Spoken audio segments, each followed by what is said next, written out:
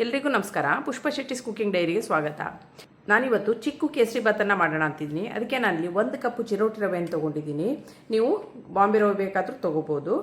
ಅರ್ಧ ಕಪ್ನಷ್ಟು ತುಪ್ಪ, 1 ಕಪ್ನಷ್ಟು ಸಕ್ಕರೆನ ತೊಗೊಂಡಿದ್ದೀನಿ. ಸಕ್ಕರೆ ನಿಮಗೆ ಸಿಹಿ ಜಾಸ್ತಿ ಬೇಕಾದರೆ ಸ್ವಲ್ಪ ಸೇರಿಸ್ಕೋಬೋದು. ನಾನಿಲ್ಲಿ 1 ಕಪ್ ಮಾತ್ರ ತೊಗೊಂಡಿದ್ದೀನಿ. ಹಾಗೂ 2 ಚಿಕ್ಕುನ ತೊಗೊಂಡಿದ್ದೀನಿ. ಅದನ್ನು ಸಿಪ್ಪೆನೆಲ್ಲ ತೆಗೆದಿಟ್ಟಿದ್ದೀನಿ. ಹಾಗೂ ಸ್ವಲ್ಪ ದ್ರಾಕ್ಷಿ, ಸ್ವಲ್ಪ ಗೋಡಂಬಿ. ನಾನಿಲ್ಲಿ ಏಲಕ್ಕಿನ ಉಪಯೋಗಿಸ್ತಾ ಇಲ್ಲ, ಯಾಕಂದರೆ ಚಿಕ್ಕು ಕೇಸರಿ ಭಾತ್ ಆಗಿರೋದ್ರಿಂದ ಚಿಕ್ಕು ಫ್ಲೇವರ್ ಚೆನ್ನಾಗಿ ಬರಲಿ ಅಂತ ನಾನು ಏಲಕ್ಕಿ ಪೌಡ್ರನ್ನ ಉಪಯೋಗಿಸ್ತಾ ಇಲ್ಲ. ಬೇಕಾದರೆ ನೀವು ಉಪಯೋಗಿಸ್ಕೋಬೋದು. ನಾನಿಲ್ಲಿ ಕೇಸರಿ ಭಾತ್ ಮಾಡಲಿಕ್ಕೆ ಯಾವ ಕಪ್ಪಲ್ಲಿ ರವೆ ತೊಗೊಂಡಿದ್ದೀನಿ ಅದರಲ್ಲಿ 3 ಕಪ್ ಆಗುವಷ್ಟು ನೀರನ್ನು ಕುದಿಯೋಕ್ಕೆ ಇಟ್ಕೊಳ್ತಾ ಇದ್ದೀನಿ.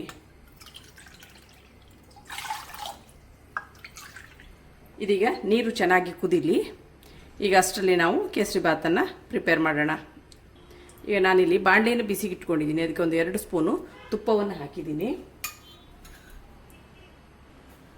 ಈಗ ತುಪ್ಪ ಬಿಸಿಯಾಗಿದೆ. ಇದಕ್ಕೆ ಸ್ವಲ್ಪ ಗೋಡಂಬಿನ ಹಾಕಿ ಹುರ್ಕೊಳ್ಳೋಣ. ಫ್ಲೇಮ್ ಲೋವಲ್ಲಿರಲಿ.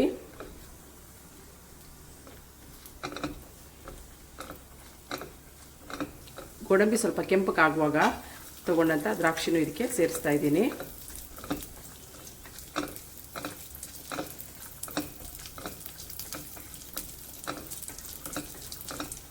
ಈಗ ಇದು ಆಗಿದೆ. ಈಗ ಇದನ್ನು ಒಂದು ಪಾತ್ರೆಗೆ ಟ್ರಾನ್ಸ್ಫರ್ ಮಾಡ್ಕೊಳ್ಳೋಣ. ಈಗ ಇದೇ ಬಾಣಲಿಗೆ ಒಂದು 2-3 ಟೇಬಲ್ ಸ್ಪೂನ್ ತುಪ್ಪವನ್ನು ಹಾಕಿದ್ದೀನಿ. ಈಗ ತಗೊಂಡಂಥ ರವೆಯನ್ನು ಇದರಲ್ಲಿ ಚೆನ್ನಾಗಿ ಲೋ ಫ್ಲೇಮಲ್ಲಿ ಹುರ್ಕೊಳ್ಳೋಣ.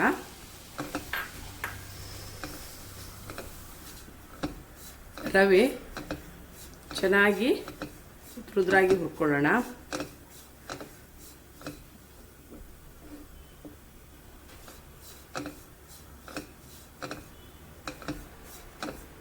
ರವೆನ ಹುರಿಯುವಾಗ ಕೈ ಬಿಡದೆ ಹುರಿರಿ, ಯಾಕಂದರೆ ಇದು ಸೀದ್ ಹೋಗಬಾರ್ದು.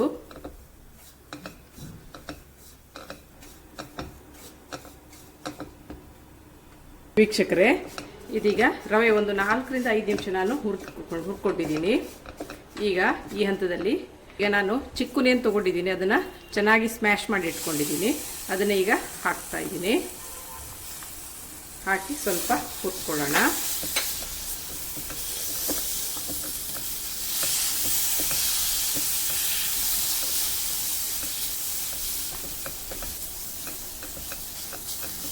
ಚಿಕ್ಕನ್ನ ಚೆನ್ನಾಗಿ ಸ್ಮ್ಯಾಶ್ ಮಾಡಿಕೊಳ್ಳಿ.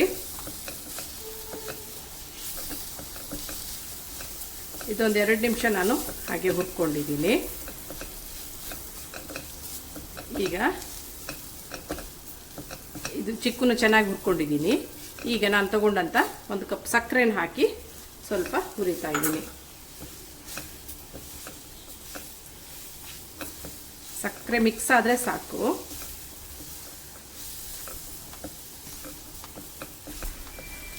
ಈಗ ಸಕ್ಕರೆ ಮತ್ತು ಚಿಕ್ಕುನ ಹಾಕಿ ಚೆನ್ನಾಗಿ ಹುರ್ಕೊಂಡಿದ್ದೀನಿ.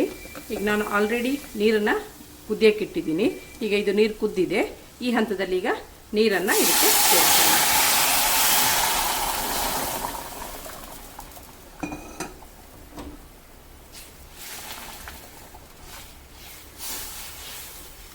ಒಮ್ಮೆ ಈ ರವೆಯನ್ನೆಲ್ಲ ಚೆನ್ನಾಗಿ ನೀರಲ್ಲಿ ಮಿಕ್ಸ್ ಮಾಡಿ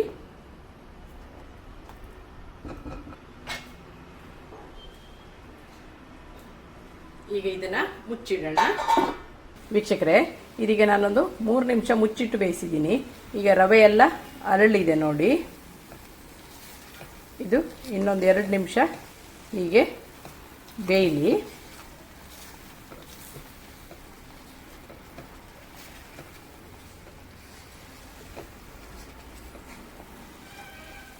ಈಗ ಇದು ಹೀಗೆ ಇನ್ನೊಂದು 2 ನಿಮಿಷ ಮುಚ್ಚಿಡೋಣ.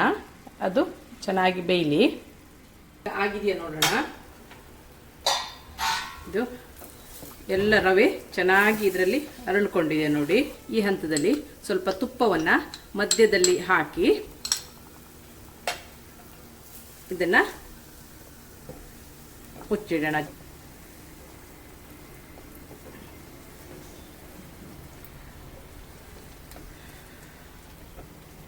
ಇದು ಚೆನ್ನಾಗಿ ಇದರಲ್ಲಿ ಆಗಲಿ.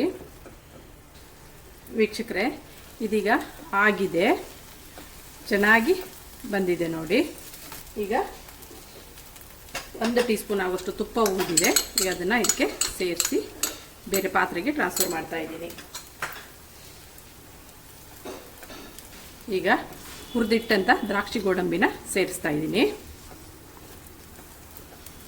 ರುಚಿಯಾದ ಫ್ಲೇವರ್ಫುಲ್ ಚಿಕ್ಕು ಕೇಸರಿಬಾತ್ ಸವಿಯಲು ಸಿದ್ಧವಾಗಿದೆ. ಹಾಗೂ ನಿಮಗೆ ನನ್ನ ಈ ರೆಸಿಪಿ ಇಷ್ಟವಾದಲ್ಲಿ ಪುಷ್ಪಾ ಶೆಟ್ಟೀಸ್ ಕುಕಿಂಗ್ ಡೈರಿ ಇದಕ್ಕೆ ಒಂದು ಲೈಕ್ ಕೊಡಿ, ಶೇರ್ ಮಾಡಿ, ಕಮೆಂಟ್ ಮಾಡಿ. ಸಬ್ಸ್ಕ್ರೈಬ್ ಆಗಿಲ್ಲ ಅಂದರೆ ಸಬ್ಸ್ಕ್ರೈಬ್ ಆಗಿ, ಹಾಗೂ ನಿಮ್ಮ ಫ್ಯಾಮಿಲಿ ಮತ್ತು ಫ್ರೆಂಡ್ಸ್ಗಳ ಜೊತೆನೂ ಹಂಚ್ಕೊಳ್ಳಿ. Thanks for watching.